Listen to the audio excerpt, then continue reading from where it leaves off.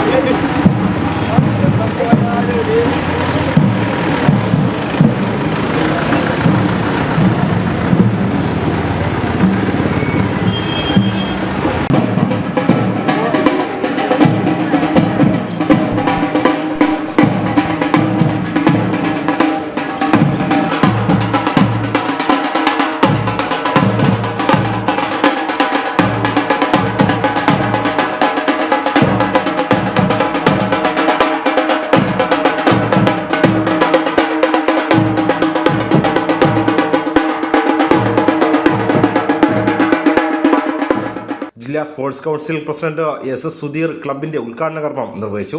ജില്ലാ Olympic association secretary Viju വർമ്മയുടെ അധ്യക്ഷതയിൽ കൂടിയ ഉദ്ഘാടന സമ്മേളനത്തിൽ കർഷക സംഘം ഏരിയ കമ്മിറ്റി അംഗം ദേവരാജൻ, മുനിസിപ്പൽ കൗൺസിലർ സുഖിൽ, ജില്ലാ karate association vice president Shiju M Habeeb, Attingal karate team president Sampath V, Attingal karate team secretary Sudheer SA തുടങ്ങിയവർ സംസാരിച്ചു.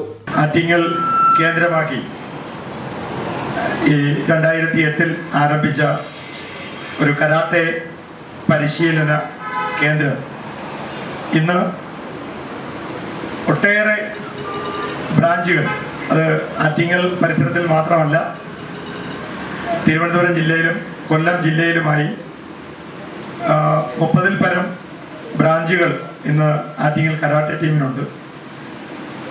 35ഓളം സ്കൂളുകളിൽ ആറ്റിങ്ങൽ കരാട്ടെ ടീമിൻ്റെ പരിശീലനം നടക്കുന്നുണ്ട്.